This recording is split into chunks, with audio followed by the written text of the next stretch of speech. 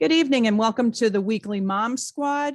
My name is Diane Varga, and tonight we have a speaker presenting on co-parenting.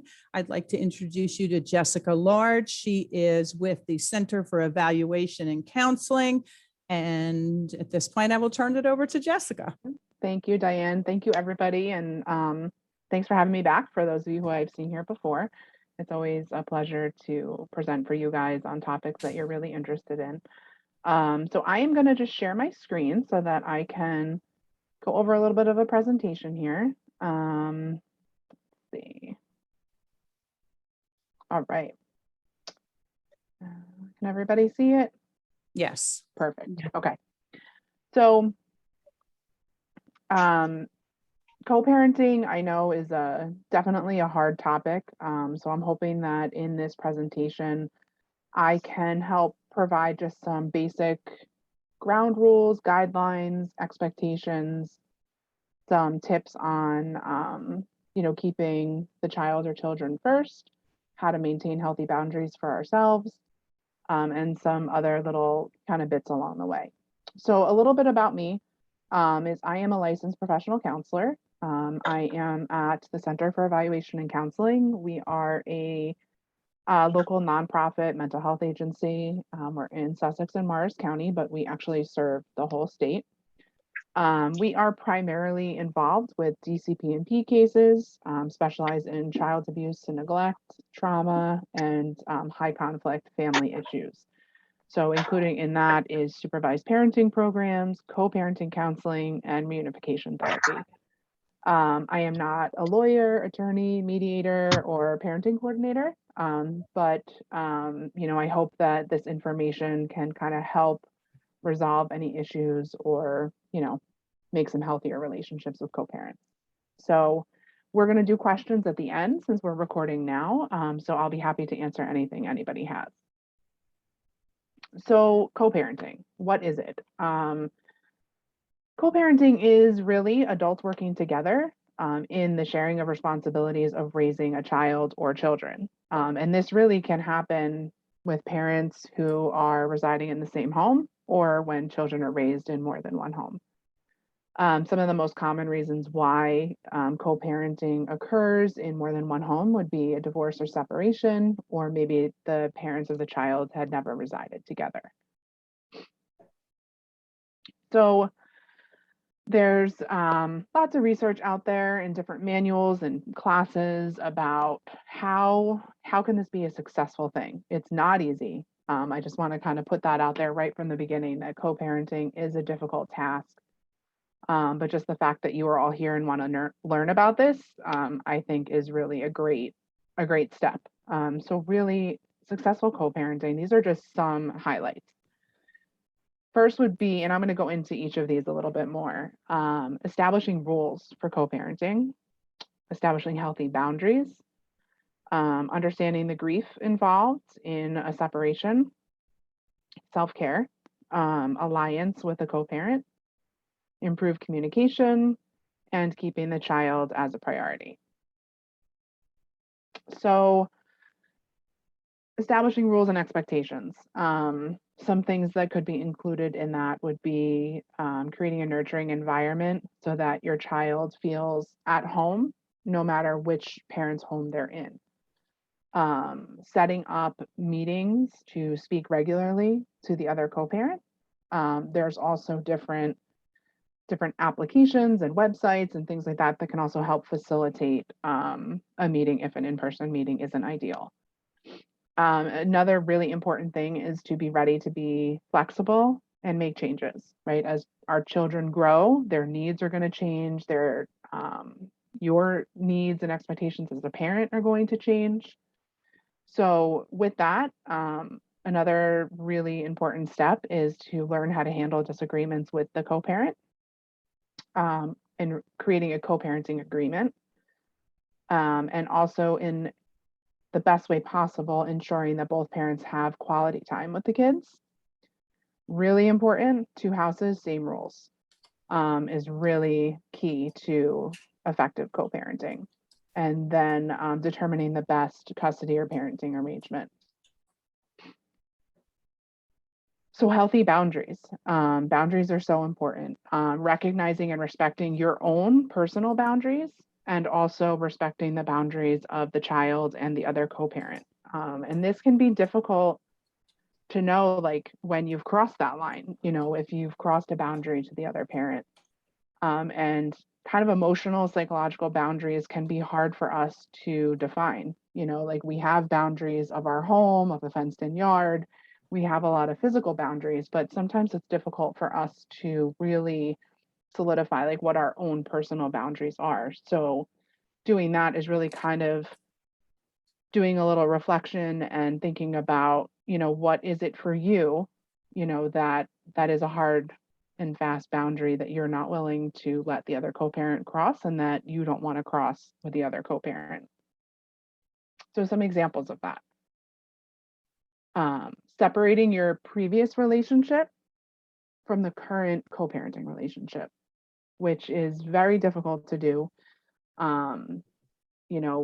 Even if there isn't a lot of conflict, even if a separation or a divorce was more mutual or not contentious, there's still a separation that needs to occur. So creating that boundary of putting it in the past and leaving it there, but then focusing on the co-parenting relationship to make sure that the child is really your priority.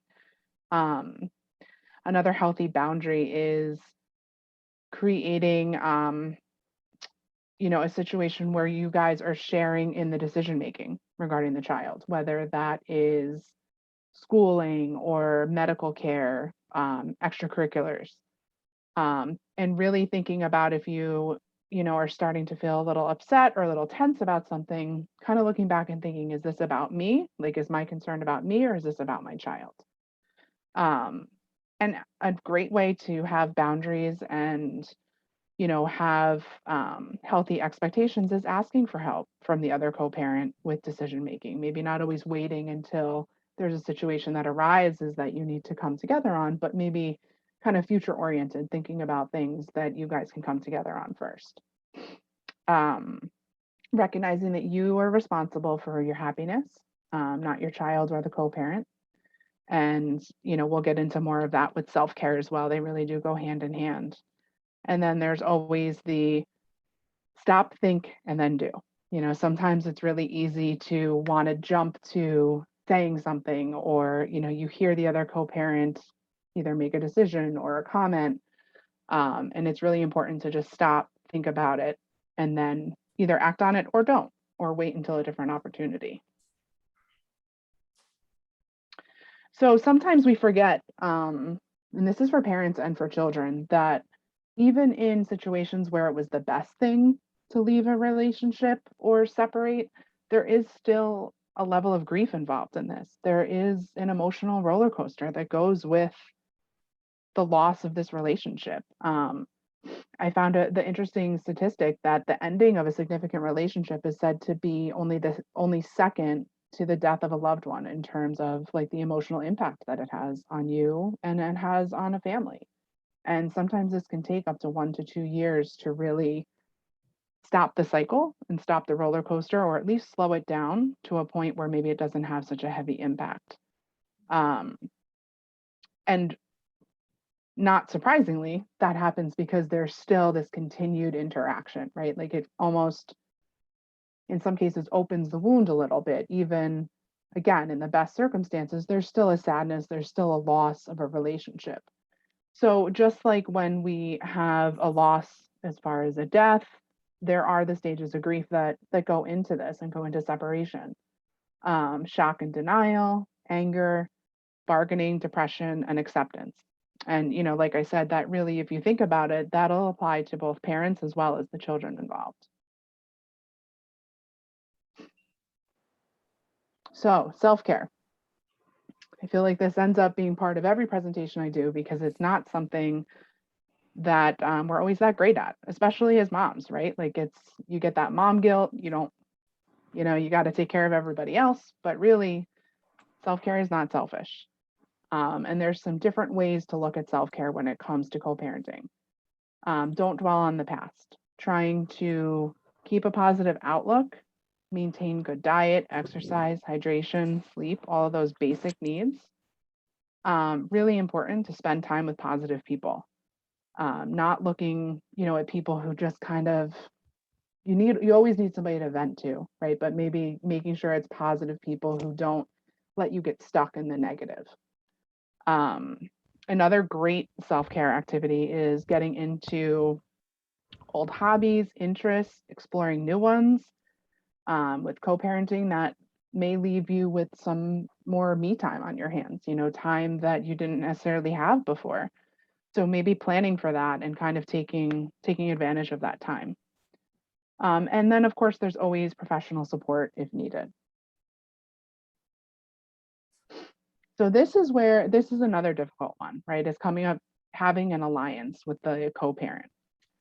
And this was really, I felt like a really great quote from one of the co-parenting books that I had been reading. And it's, when you love, hate, or are angry with somebody, your emotions run very strong.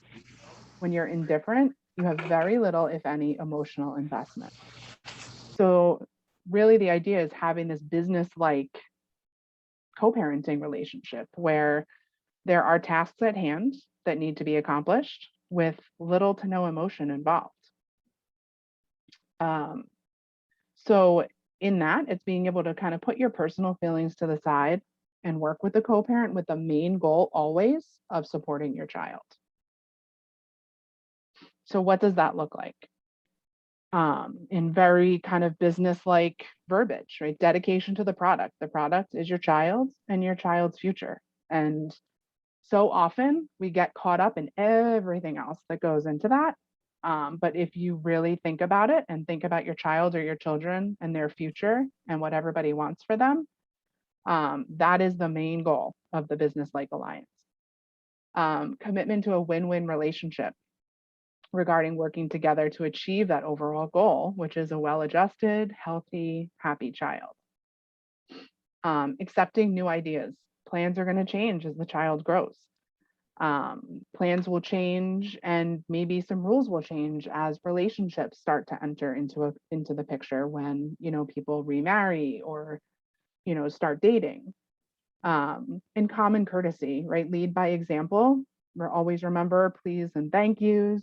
And what that really does is that shows your child that there's respect, and that there's maybe a little less worry for them. They see that just on a basic level that their parents are getting along, they're being courteous, and that really does promote some stability, cooperation, and goodwill on the part of the other co-parent. And also fact-based communication. Short, simple, task at hand, like what do we need to address? So often you hear that, maybe there's like an email or something that starts about maybe a school decision, maybe getting a tutor. And how many times does it somehow steer in a different direction? And then like a lot of things about the past are getting brought up. A lot of feelings get involved. So again, it's important when things start to kind of go that way to steer it back to fact-based and focus on, again, dedication to the product, and that's your child's future. And just kind of try to really refocus everything, kind of change that lens each time to get back to the child. So communication. Our words can hurt, right? And really, once we say them, they're said, whether it's verbally or text or email. So really thinking about every word that we say in communication with our children and with the co-parent with intention. And also changing up the way that we say some things. Sometimes, changing custody to parenting time, referring to, my ex or something like that as the co-parent or their mother or father. And then, of course, my child, replacing it with our child. And I put in a little example here of just like an I statement. And they do have, 3 parts, in an I statement. When you're communicating with the co-parent, you'll want to make sure you're covering your feeling, a situation, and then a solution. So I put a little example here of what an I statement would be if, say, the co-parent made a decision about a birthday party. without talking to you first or without talking to the other parent, but going right to the child. So again, you can see there's a lot of eyes in there and about what I feel versus how you made me feel.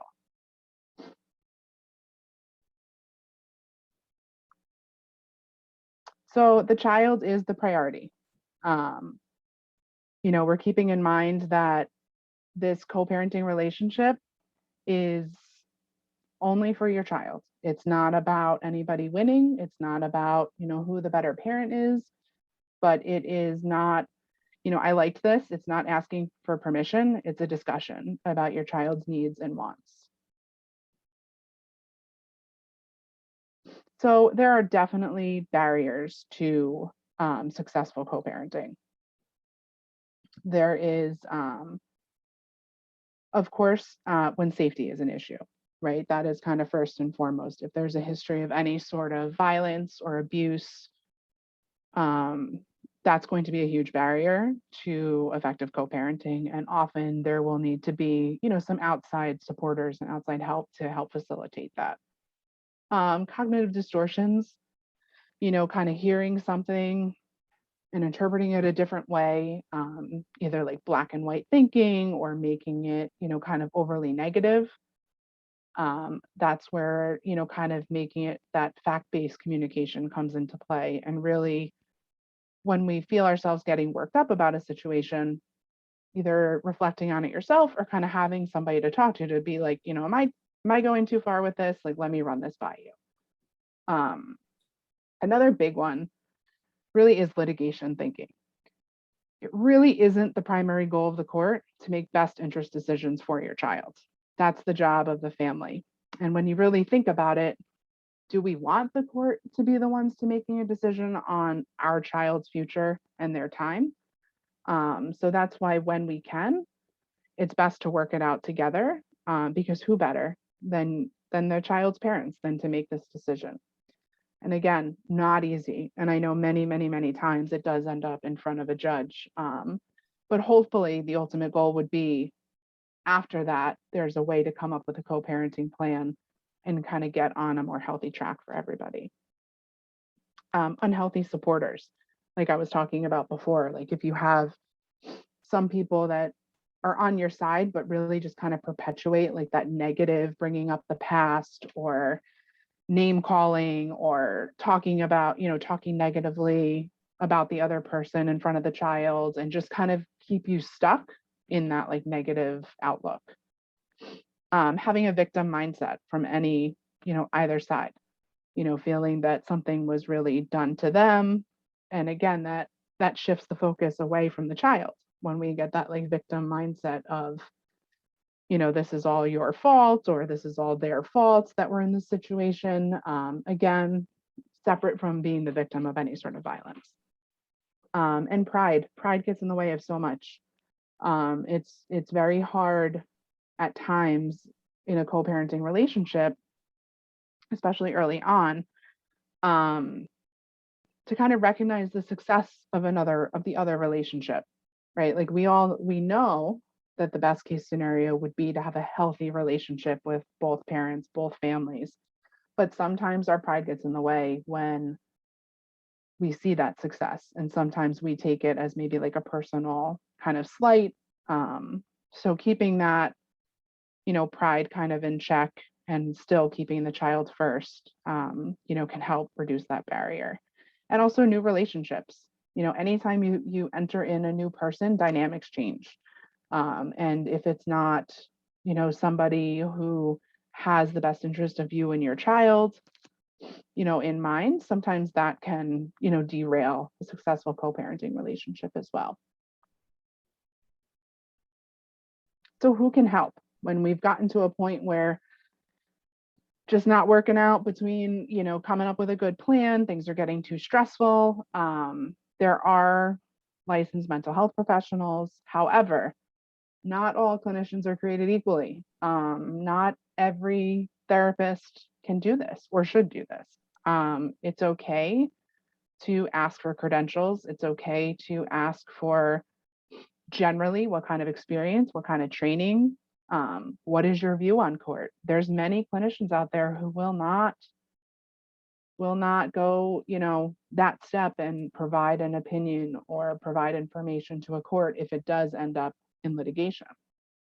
And every licensed professional, has a duty to work kind of within the scope of their license and experience. So it's always good to, check out bios, check out Psychology Today, see what kind of organizations clinicians are part of, because you really want somebody who really understands this very kind of complicated dynamic, somebody who can work with the whole family with keeping the child first. And then there's also parenting coordinators. A parenting coordinator is somebody who can kind of help step in. Sometimes they're court appointed, sometimes they're not. And a parenting coordinator can help facilitate like treatment planning with providers. Sometimes two parents just aren't agreeing on like the course of treatment if their child's in therapy, say. Maybe they're hearing two different stories from the child, so they're making, parent A is kind of making their decision based on what they hear, parent B based on what they hear from the child. So a parenting coordinator can kind of step in and be the kind of neutral party that then talks to the clinicians involved and then helps the parents and then sometimes the court make recommendations for the future.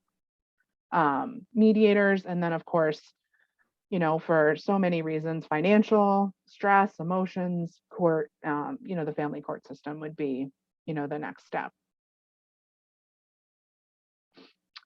So, we get asked a lot too, like, what's the best way to talk to your children about what's going on? And really age appropriate explanations. Honesty doesn't mean everything.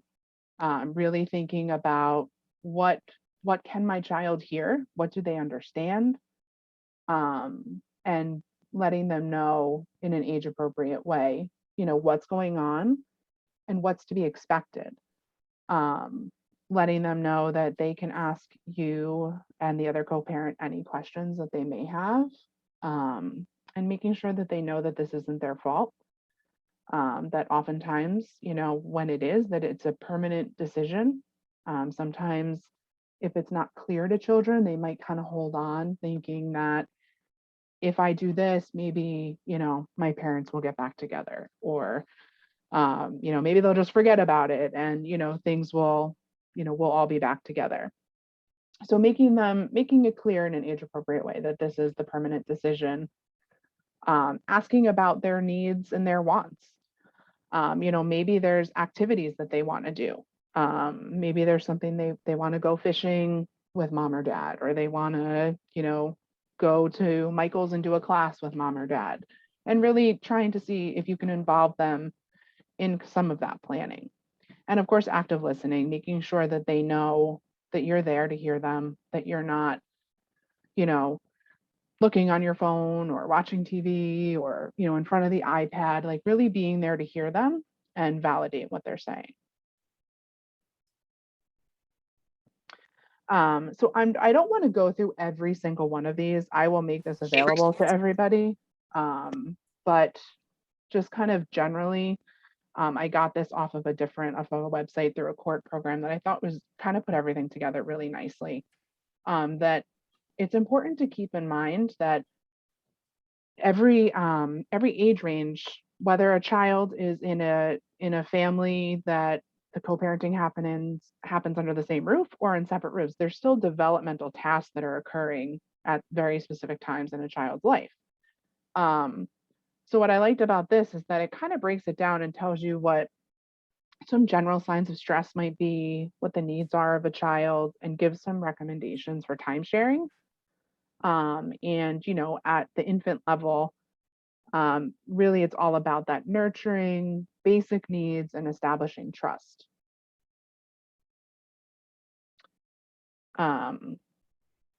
6 to 18 months, again, that trust is continuing, attachment is really starting to form with at least one caregiver. Again, signs of stress or discomfort in these ages, we know it's crying, clinginess, maybe there might start to be a little separation anxiety, And what they need is consistency, right? And knowing, even though they might not be able to verbalize it yet, at least at the younger age of this, is that consistent knowing what to expect and when to expect it. So toddlers, 18 to 3, we're starting to get that independence, and that they kind of see themselves as separate and different from the parent. We're going to test limits at this time. Stress might look a little bit more like irritability, maybe some tantrums, a little bit of fear. And again, not surprisingly, the needs are they need predictable, they need consistent, and they need a safe environment. Sorry, I know these get a little small, so I'll make sure I have this for everybody. So 3 to 6, again, they're starting to be more independent, interact and play with others. And this is where socialization really starts. So stress, again, can be blaming. You might hear a little bit of blaming a parent or both parents for the situation, fears of abandonment. They might blame themselves. And another big sign of stress, especially in this age range, is some regression, right? If you've had a child who's maybe been potty trained or stopped using a pacifier or sucking their thumb, sometimes when a child is stressed at this time, you're going to see some of those behaviors come back. And what your child needs, at that time is consistency, reassurance, and a great little pointer on here underneath child's needs is a calendar.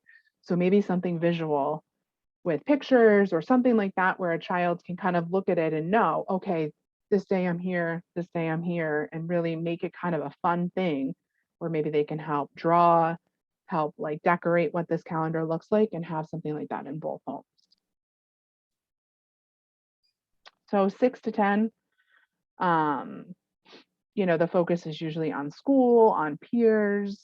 Child is starting to take in the perspective of others, show some empathy. And what they really need during this time is reassurance. They need to be able to understand our explanations. They're going to have a lot of questions, especially if this is the age when the separation starts. So pre-adolescents, 11 and 10 and 12-year-olds, they're starting to get some, hormones are kicking in sometimes. They're getting a sense of control. They are starting to think more abstractly. So they can really, in many cases, start to understand or speculate on reasons for divorce or separation. And they could also maybe understand a little bit more the time sharing and, what that means, what that looks like. And really an important part of this, kind of going back to what we talked about before, is like being flexible and able to move and kind of change as the child grows. It's important for them to be able to have time during this time to interact with peers, engage in sports. And sometimes, that's a big kind of complaint and issue that, I often hear is like things are disrupted because now they have to go here or they have to go here, and the child starts to get a little resentful. So finding a way to build in activities and, the child's need to interact with peers is also really important at this time. And that continues really throughout adolescence. So then that's what we have next is 13 to 18. Sometimes, during this stage is kind of that pulling away a little bit from family, a little more independence. Sometimes you get, even in the most, well-adjusted child, they don't want to do the same activities, right? They don't want to do the family activities. They want to do the family picture or, things like that. So those are things that are characteristic of this stage. Stress would look like breaking rules, withdrawal, isolation, cutting off contact. You really start to see some loyalty conflicts at this age. So really what that child needs is to be protected from that. And again, just like when they were infants, goes back to consistency. So consistency of rules and expectations. So said it so many times, consistency really is key. The best thing to have an effective co-parenting relationship is to agree upon rules that are followed in both homes. discipline that's followed in both homes. Trying to maintain as much normalcy as possible for that child, like as far as their peers and activities go. So if there is a separation, trying to keep the child in the same school system and making the best effort to stick to that parenting time schedule and not have it change and fluctuate often. So really helpful and important is coming up with an actual co-parenting plan, pen to the paper or typed out, a written plan. It's a written document, subject to change. And it can, really focus on a lot of different things I put on here. I mean, that could be bedtime, discipline, who's going to watch the child if I get called into work, an agreed upon kind of no surprises, as many different scenarios as you could think of that might come up, things to put into the plan. What do you do if the child's sick?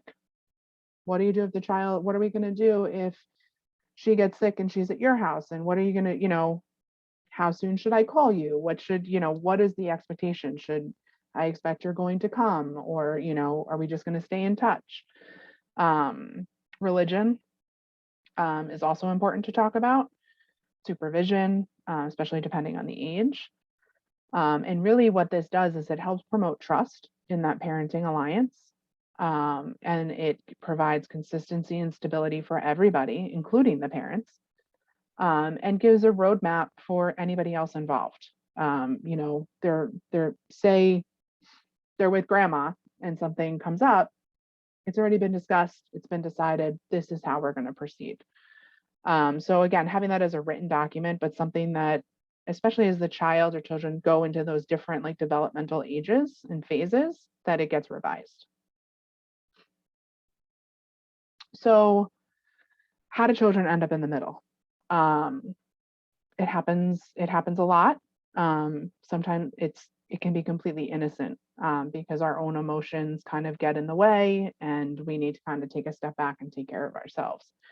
And it's not uncommon for that divided loyalties, for children to often tell parents what they think the other parent wants to hear. So there was this example of, in one of the articles I was reading, of one child saying that they're scared of roller coasters. Okay. And then say that's to parent A. Parent B is telling like a therapist, my kid loves roller coasters. And it ended there. And it's like, well, who's lying? And the parents are immediately like, that's not true. That's not what they told me. Well, when the therapist asked one more question to the child, what do you like about the roller coasters? Oh, they're so scary. Right. So nobody was lying, but nobody asked the child one more step. What is it about the roller coasters? Right. So the child loves roller coasters because they're scary, was really what ended up coming from it. And it can happen so quickly. Maybe that child with parent B like knew that they loved scary things. So that's what, maybe that's what they said. That's what they went with. But they really, they know a lot more than we give them credit for. Children pick up on so much and really, want the best for everybody. So sometimes they will say, no, I don't really want to go see mom or dad. But then tell mom or dad, like, no, this is so fun. Like, I have such a great time with you. And then it starts to create that triangle. And that's stressful for a child. Another way to really put your child in the middle is asking them who they want to live with and where. That is an adult decision that is made by adults. Having a secret agent, right? Like asking your child what's going on, or expecting your child to kind of give you the rundown of everything that happens. Sending messages back and forth with a child, whether that be a verbal, a letter, involving the child in legal matters, talking about the court case, or talking about, the next hearing. Also parentification. We see that a lot when a child feels like they kind of need to kind of step up to take care of a parent. Like if that parent is verbalizing that they're very sad when the child isn't there, or misses them a lot, or is very lonely, and kind of flipping the roles a little bit to where the child feels that they need to care for the parent. And that could also happen with siblings. And again, putting the child in the middle is if we let other people talk negatively about the other parent, even if something happened and you really need to blow off steam about it, because conflict is inevitable. It's inevitable, even if everybody was under the same roof. There's still disagreement, there's still conflict. So really cutting that off and just not allowing that to happen. So again, it's going to happen. At some level, at some point, there will be some conflict. So it's important to think about practicing some tolerance when the other parent's view isn't causing harm, but maybe just is a little different. So taking a step back and thinking, is this hurting my child? Is this really going against our plan? Is this something that deserves this much stress and attention? Trying to find a neutral party to bring the relationship back to that business-like alliance, whether that's a mutual friend or maybe somebody at your church if you're both at the same church, or that parenting coordinator or a co-parenting counselor to really bring it back, because it's easy to lose sight of that. Kind of presenting all of this, but it's with the understanding that this is very, very difficult, and when emotions get in the way, conflict is more likely to arise. So again, kind of going back to that level of indifference, making it a business relationship, and always having the child first mentality. So this is something that it's not like a formal Bill of Rights, but I don't know if anybody has seen this before. It's something that we utilize in our program at the agency when we're dealing with parenting time or co-parenting. And really, it's just this Bill of Rights from the New Jersey chapter of the Association of Family and Conciliation Courts. And really, so children have the right to be treated as important and separate beings with unique feelings. They have the right not to participate in painful games played by parents. Again, they have the right not to be a go-between. They have the right to be to have relaxed and secure relationships with both parents. The right to express love and affection and receive love and affection from both parents. The right to know that expressions of love between the children and parents is not going to cause fear, disappointment, or other negative consequences. The right to know that their parents' decision to divorce is not their fault or separate. The right to know that it is not their responsibility to keep their parents together. The right to continued care and guidance from both parents. To get age-appropriate questions to the changing dynamics. The right to know and appreciate the good in each parent. Be protected from hearing bad comments. Be able to have consistent, flexible parenting time with both parents. The right to have neither parent interfere with the other parent's parenting time. The right not to be forced to choose one parent over the other. The right to express their feelings. And really super important, the right to remain a child without being asked to take on parental responsibilities or act as if of a friend of the parent. To be provided with the most adequate level of economic support that can be provided, and to have ongoing positive relationships with people outside of the parents, friends, neighbors, grandparents, extended family, all these people who were a part of their lives before. So again, I'm not saying that this is going to be easy, but it will certainly be worth it to try to put some of these things into place, definitely for ourselves as well as for our children. So that is the end of the recorded section.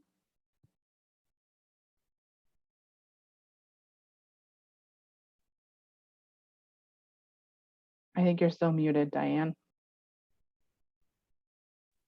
Thank you, Jessica. You're welcome. Like I said, thank you so much for presenting on this important topic. At this point, we are going to turn off the recording and open it up to questions. And at this point, I think my electricity just went. So I will hope. I know. I was flying through. So that's why I'm going to provide this stuff, because I was afraid that we were going to get cut off.